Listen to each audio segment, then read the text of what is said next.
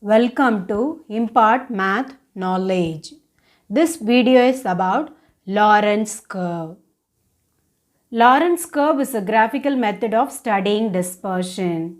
It is used to study the variability of the distributions of profits, wages, revenue, etc. It is also used to study the degree of inequality in the distribution of income and wealth between countries or different periods.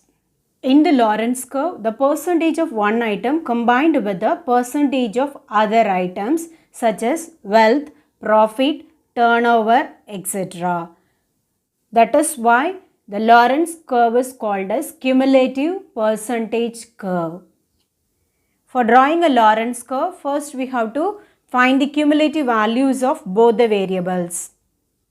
After that, we have to find the percentage of these cumulative values. Draw x-axis and y-axis. X-axis represents frequencies starting from 0 to 100. Similarly, y-axis represents the percentage of variable starting from 0 to 100. Now draw a line joining the points 0, 0 and 100, 100. Plot the various points corresponding to x and y. Join these points by a smooth curve. This curve we call it as a Lorentz curve.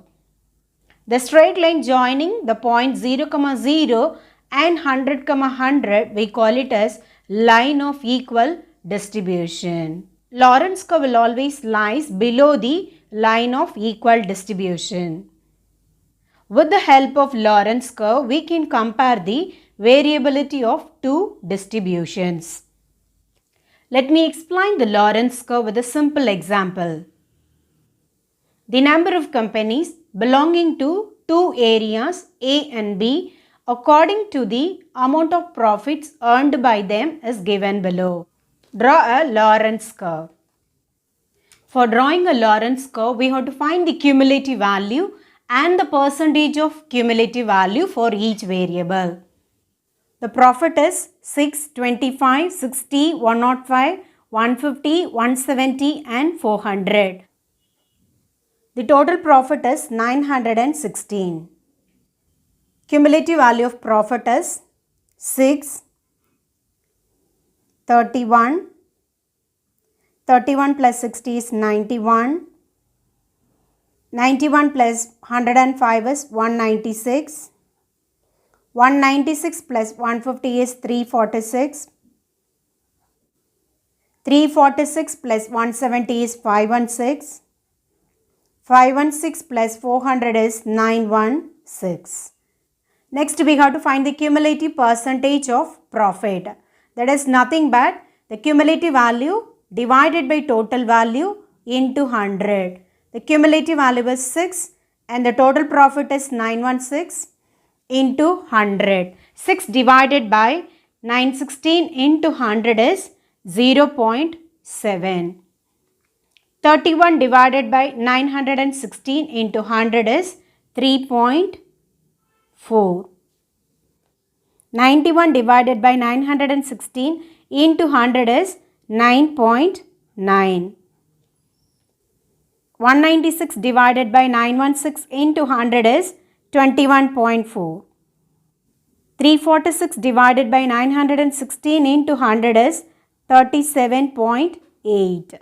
516 divided by 916 into 100 is 56.3. 916 divided by 916 into 100 is 100. Area A values are 6, 11, 14, 15, 17, 10 and 14. The total value for area A is 87. Now cumulative value of area A is 6. 6 plus 11 is 17. 17 plus 14 is 31. 31 plus 15 is 46. 46 plus 17 is 63. 63 plus 10 is 73. 73 plus 14 is 87. Next we have to find cumulative percentage of area A. Cumulative value of area A divided by total value of area A into 100. 6 divided by 87 into 100 is 6.7.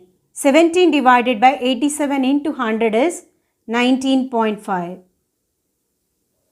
31 divided by 87 into 100 is 35.6. 46 divided by 87 into 100 is 52.9. 63 divided by 87 into 100 is 72.4. 73 divided by 87 into 100 is 83.9.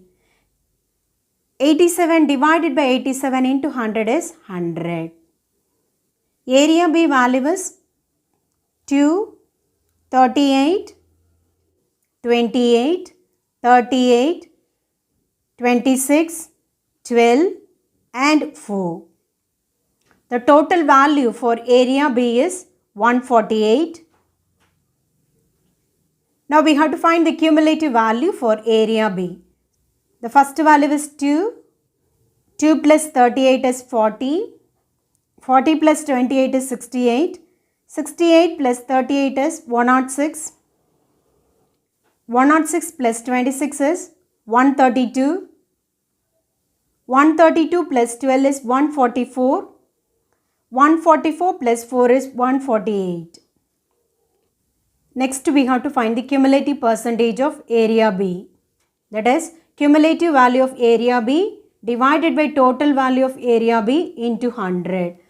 The total value for area B is 148.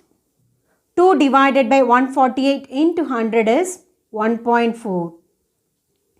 40 divided by 148 into 100 is 27.02. 68 divided by 148 into 100 is 45.95. 106 divided by 148 into 100 is 71.62. 132 divided by 148 into 100 is 89.19. 144 divided by 148 into 100 is 97.3. 148 divided by 148 into 100 is 100.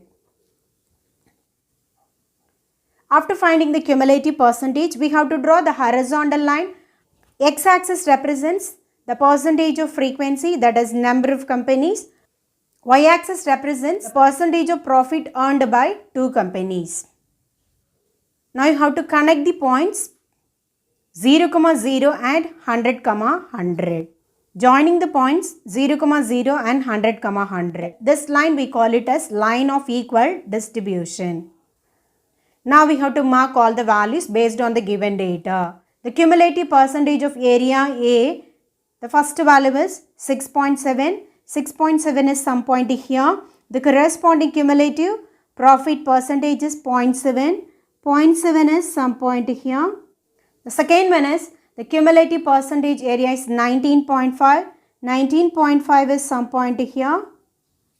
The corresponding profit is 3.4. Next value is 35.6. 35.6 is some point here. After 35 you can mark. The corresponding profit percentage is 9.9. 9.9 is some point here. Next value is 52.9. 52.9 is some point here. After 50 you can mark. The corresponding profit is 21.4. 21.4 is some point here. The next value is 72.4. 72.4 is some point here. The corresponding profit is 37.8. So this is the point. Next one is 83.9. 83.9 is some point here. The corresponding profit is 56.3. 56.3 is some point here. And for the last one, cumulative percentage is 100 and the corresponding profit is also 100. Now connect all the points. This curve is for area A. Now for area B, the cumulative percentage is 1.4. The corresponding profit is 0.7. 1.4 is some point here.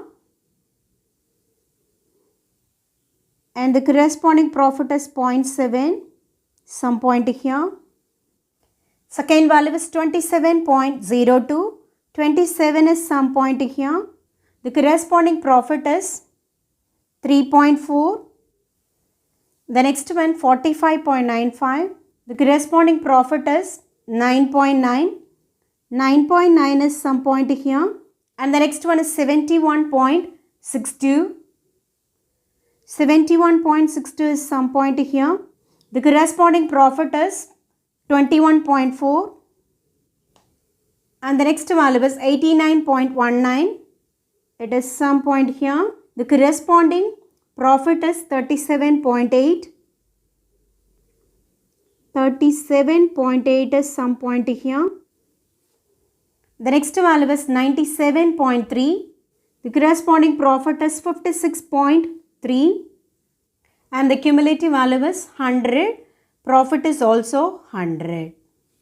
Now connect all the points. This is for area B.